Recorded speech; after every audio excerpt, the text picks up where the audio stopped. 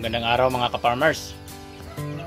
So, may napapansin po tayo na mayroong umiipot dito sa ating alagang sisiw na may kasamang dugo.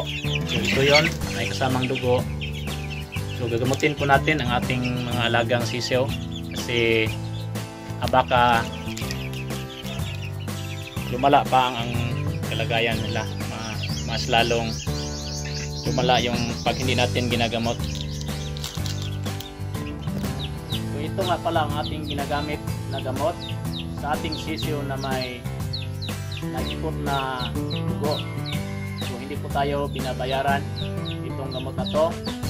Ito po ay subok na. Ito po ang kadalasang ginagamit natin kapag ang ating sisiw na nagipot ng dugo.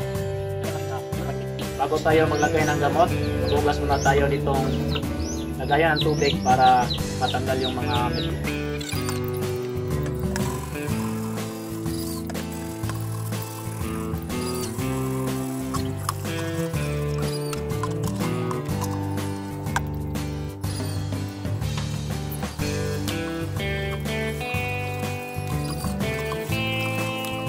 Ang dosage nito 5 grams sa isang sachet, isang galon.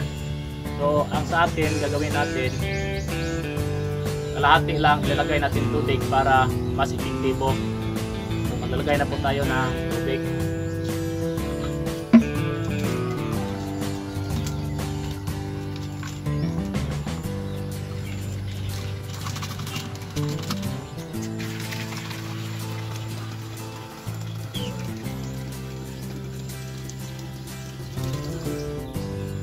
So ayan, may tubig na. So kalahati lang ang ilalagay natin para mas epektibo ang gamot natin doon sa pag-inom ng sisiw. Ayan lang. Ilalagay na natin doon sa ating alaga mga sisiw.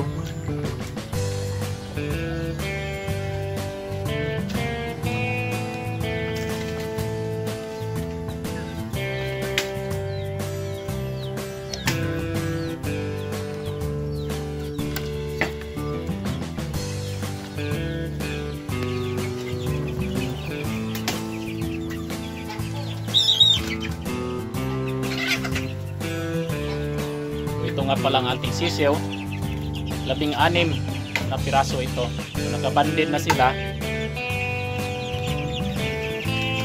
Nilagay na po natin dito sa lagayan ng tubig para makainom na sila.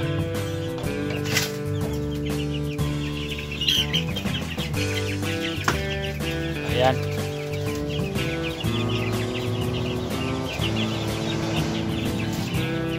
Umiinom na sila sa kanilang gamot mga ka-farmers.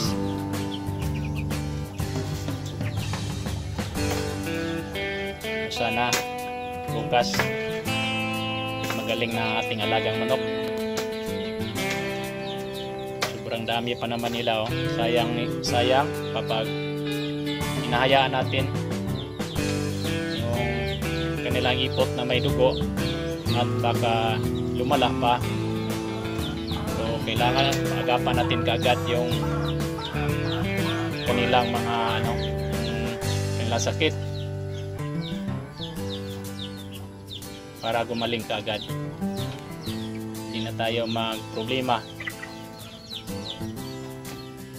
Pag ganun, hinayaan lang natin pag ganun ay lalong problema tayo kapag pinabayaan lang natin na ganun yung kanilang ipot. So, maraming salamat sa ating mga followers dyan. Maraming salamat sa inyo and God bless sa inyong lahat.